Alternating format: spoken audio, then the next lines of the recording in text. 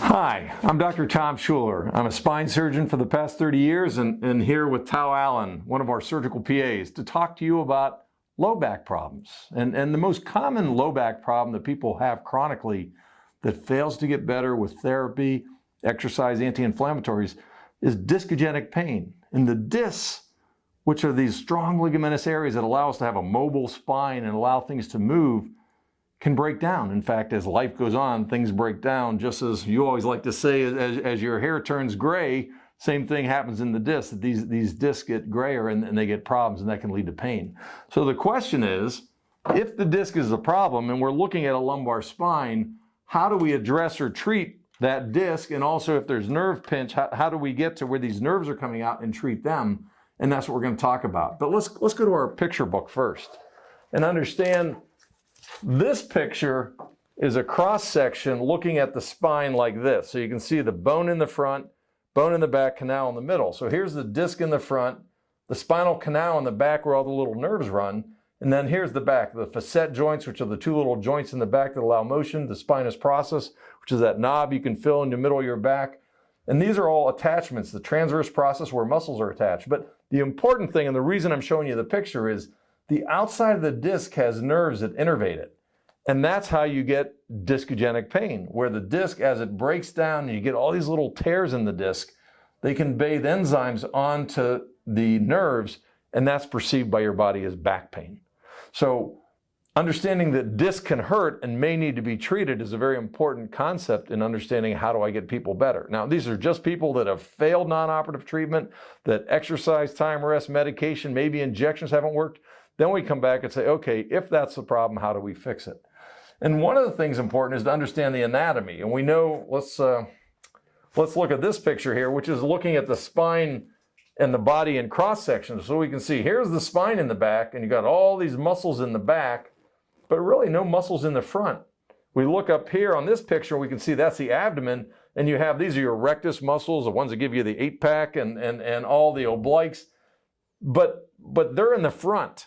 And once you get below it, you got the peritoneum, the bowels, and all the structures, so there's nothing there. So the question is, if we can get to the front of the spine, we can use this huge area, cross-sectional area, to put in a great implant to remove the disc, stabilize the level, either with fusion or artificial disc, and treat the problem and optimize people's recovery.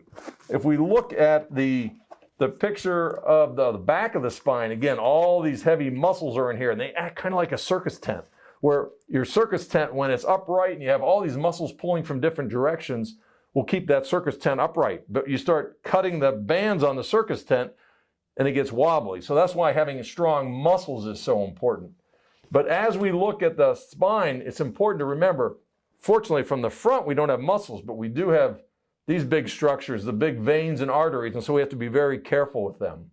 So looking at the spine, if we find that the problem is back pain or nerve pain coming from a bad degenerative disc, and we have to restore the balance and height and alignment, we get the best achievement of that by coming from the front, where we can put in the largest implants, the best implants, without impinging the nerves.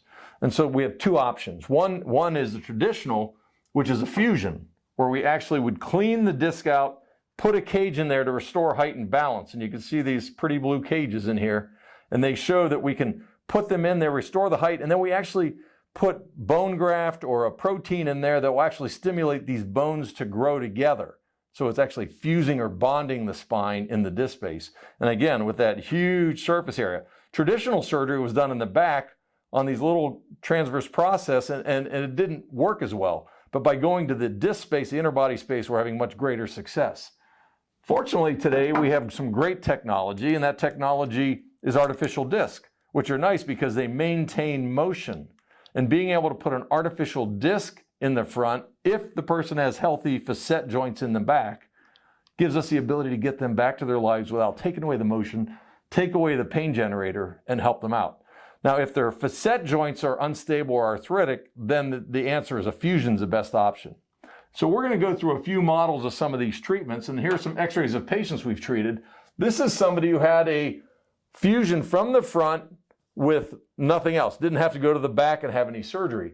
And so we cleaned them out, restored the height, put a cage in there, screws in it, and then put a plate on the front where that plate goes in and holds it stable. Let's go to the next one. So that's one option. Here's somebody we did 2-level fusion on. They required fusion. They weren't candidates for artificial discs because of the problems in the back with their facet joints. So we put cages in at 2 levels, and then we used screws and rods in the back. And those screws and rods, let me grab it here.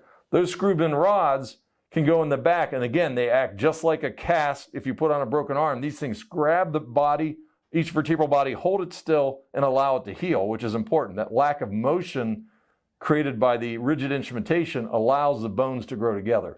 So sometimes we have to use that. If somebody has osteoporosis, if they're a smoker, if they have blood vessels that are blocking our ability to put a cage on the front, those are all things. Let's go to the next example.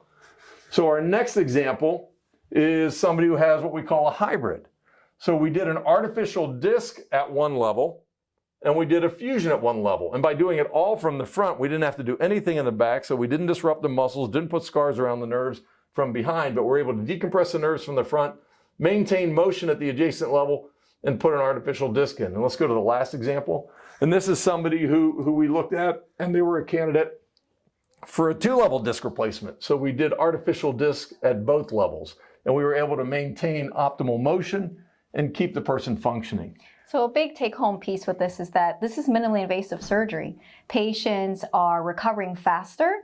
They have less discomfort. They're getting discharged from the hospital much sooner. And so patients are up walking immediately typically. So this is a great option for them. Yeah, I mean, clearly, if we can restore people back to their lives and protect as much of their normal tissue as we can, we get better results. And that's what's so exciting about modern spinal health care. Thank you.